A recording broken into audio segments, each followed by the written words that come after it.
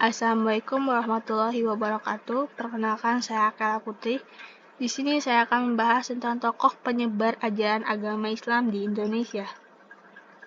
Di sini saya mengambil tokoh Sunan Gresik atau Maulana Malik Ibrahim. Di sini saya akan menjelaskan tentang latar belakang dan strategi dakwah yang dilakukan oleh Sunan Gresik. Untuk latar belakang, Sunan Gresik atau Maulana Malik Ibrahim adalah pemimpin Wali Songo generasi pertama dalam menyebarkan agama Islam di tanah Jawa. Syekh Maulana Malik Ibrahim menyebarkan Islam di kawasan Gresik karena wilayah dakwahnya berbasis di Gresik. Syekh Maulana Malik Ibrahim dikenal dengan sebutan Sunan Gresik. Sunan Gresik adalah anggota Wali Songo sekaligus tokoh sentral penyebar agama Islam di Pulau Jawa. Dari 9 anggota Wali Songo, Sunan Gresik menjadi wali pertama yang menyebarkan ajaran Islam di Jawa.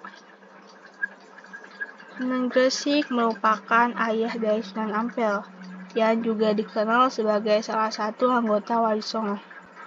Dalam berdakwah, Sunan Gresik dikenal sebagai sosok yang pemberani dan sangat bijaksana dan tidak memaksakan ajarannya. Namun, dari silsilah keturunannya, nasab Sunan Gresik sampai pada Nabi Muhammad SAW melalui jalur Husain bin Ali Ra. Sunan Gresik memperoleh didikan langsung dari ayahnya, Barokat Zainul Alam, seorang ulama kesohor di Kamboja. Sunan Gresik memiliki 3 istri, yaitu Siti Fatimah, Siti Maryam, dan Wan Jamilah. Dari ketiga istrinya, ia memiliki 9 anak. Salah satu penerus besar dalam dakwah Sunan Gresik adalah anaknya sendiri, yaitu Raden Ali Rahmatullah atau yang dikenal dengan Sunan Ampel. Oke, selanjutnya kita akan masuk ke strategi dakwah.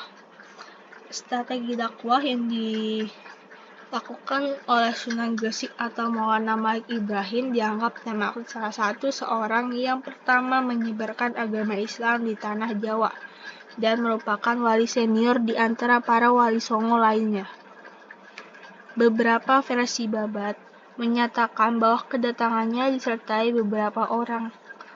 Daerah yang dituju pertama kalinya ialah Desa Sembalo, yang sekarang adalah daerah Leran, Kecamatan Manyar, yaitu 9 km ke arah utara kota Gresik. Beliau mulai menyiarkan agama Islam di tanah Jawa bagian timur dengan mendirikan masjid pertama di Desa Pasucinan Manyar.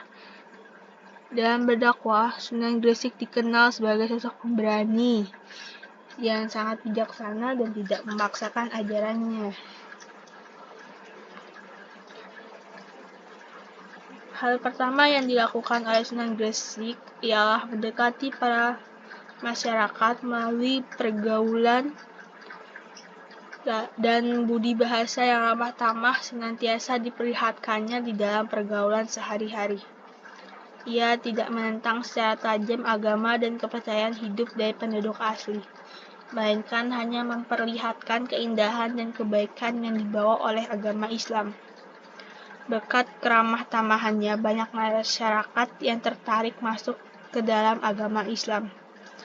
Setelah berhasil memikat hati masyarakat sekitar, Maulana Malik Ibrahim melakukan kegiatan berdagang. Ia berdagang di tempat pelabuhan terbuka yang sekarang dinamakan Desa Romo Manyar. Perdagangan membuatnya dapat berinteraksi dengan masyarakat. Selain itu, raja dan para bangsawan dapat pula turut serta dalam kegiatan perdagangan tersebut sebagai pelaku jual beli, pemilik kapal, atau pemodal. Setelah cukup mapan di masyarakat, Maulana Malik Ibrahim kemudian melakukan kunjungan ke ibu kota Majapahit di Trowulan. Raja Majapahit meskipun tidak masuk Islam tetapi menerimanya dengan baik, bahkan memberikannya sebidang tanah di pinggiran kota Gresik. Sunan Gresik diangkat menjadi Syah Badar dan diperbolehkan menyebarkan Islam kepada orang-orang setempat. Melalui restu itu, Sunan Gresik lalu mendirikan masjid pertama di Desa Pasucinan Manyar. Strategi dakwah yang digunakan Sunan Gresik adalah dengan jalur niaga di tempat publik. Dengan berdagang, ia berinteraksi langsung dengan masyarakat Gresik kala itu, serta belajar bahasa daerah setempat. Karena luasnya pergaulan Sunan Gresik, ia berhasil menarik perhatian penduduk Jawa. Dan melalui tanah pemberian raja, Sunan Gresik membangun pesantren untuk mendidik kader-kader dari penyebar Islam. Selain melalui jalur perdagangan, Sunan Gresik juga menempuh jalur politik untuk mendakwahkan Islam. Dukungan politik dan modal sosial yang ia miliki menjadikan Islam berkembang pesat di tanah Jawa. Mulai dari Gresik dan sekitarnya, Syekh Maulana Malik Ibrahim menyebarkan Islam selama 40 tahun dan menjadi wali senior dari pendakwah-pendakwah Islam di tanah Jawa.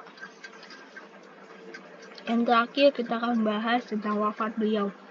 Setelah selesai membangun dan menata pondokan tempat belajar agama di Leran, Syekh Maulana Malik Ibrahim wafat pada tahun 1419. Makamnya kini terdapat di Desa Gapura, Gresik, Jawa Timur. Hingga saat ini makamnya masih diziarahi orang-orang yang menghargai usahanya menyebarkan agama Islam selama berabad-abad yang silam. Setiap malam Jumat Legi, masyarakat setempat ramai berkunjung untuk berziarah. Ritual ziarah tahunan atau haul juga diadakan setiap tanggal 12 Rabiul Awal sesuai tanggal wafat pada prasasti makamnya.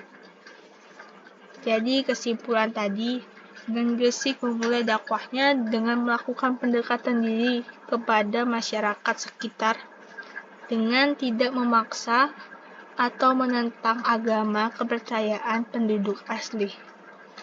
Lalu, Sunan juga melakukan perdagangan ke daerah-daerah seperti ke Kerajaan Majapahit, sehingga pernah diangkat menjadi Syah Badar dan diberi sebidang tanah di pinggiran kota Gresik.